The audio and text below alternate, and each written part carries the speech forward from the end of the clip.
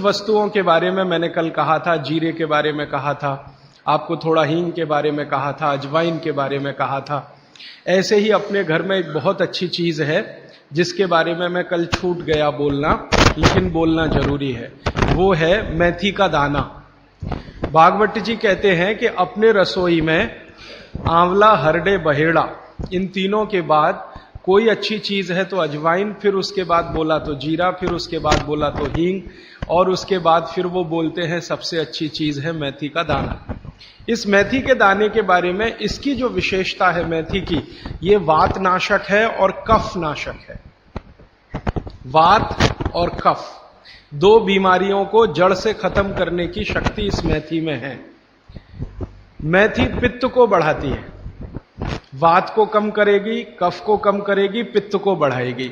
इसका मतलब यह हुआ कि मेथी उपयोग अगर आप करते हैं तो वात की बीमारियां खत्म हो जाएंगी पूरी तरह से, और कफ की बीमारियां खत्म हो जाएंगी पूरी तरह से।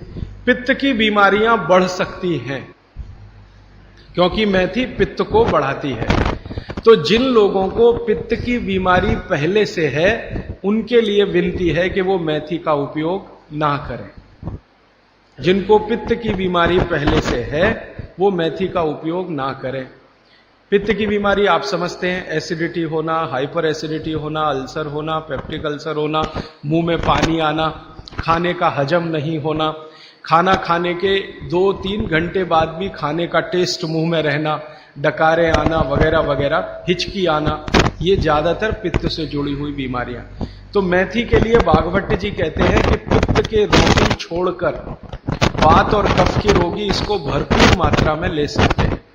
अब वात की बीमारियां अगर आपकी हैं, घुटने दुखना, कमर दुखना, कंधे दुखना, जोड़ों का दर्द हो, मेथी का उपयोग जरूर करें। अब आप पूछेंगे जी मेथी का उपयोग करने का तरीका बहुत सरल बताया भागवत जी ने कि रात को 1 गिलास गुनगुने पानी में या गर्म पानी में 1 चम्मच मेथी दाना डाल दें, रात भर उसको रखें, सुबह उठकर मेथी दाने को चबा चबा के खाएं। चबा चबा के खाने का महत्व तो बहुत है।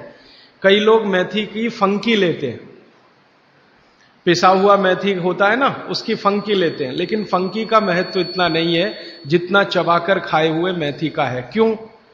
कारण उसका यह है कि जैसे ही मेथी आप चबाते हैं, लार बनना बहुत तेजी से शुरू होती है, क्योंकि मेथी का जो स्वाद है ना वो कटुक है, कषाय स्वाद है उसका। तो उस स्वाद की कोई भी चीज आप चबाएंगे बहुत तेजी से लार बनेगी, और वो लार मैंने आपको पहले ही बता दिया है आपके जीवन के लिए बहुत ही महत्वपूर्ण और उपयोगी है।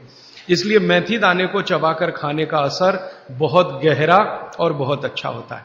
तो आप मेथी दाना नियमित रूप से अपने घर में रखें, रसोई में रखें, उसका उपयोग करें। इस मेथी दाने के लिए एक बात वैसे मैंने महसूस की है, हमारे ज्यादातर घरों में अचार जितने भी बनते हैं सब में मेथी होती है ज्यादातर।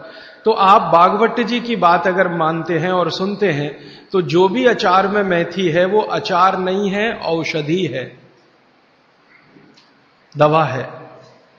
माने आप कभी भी अपने जीवन में ऐसे अचार खाने से परहेज ना करें जिसमें मेथी है।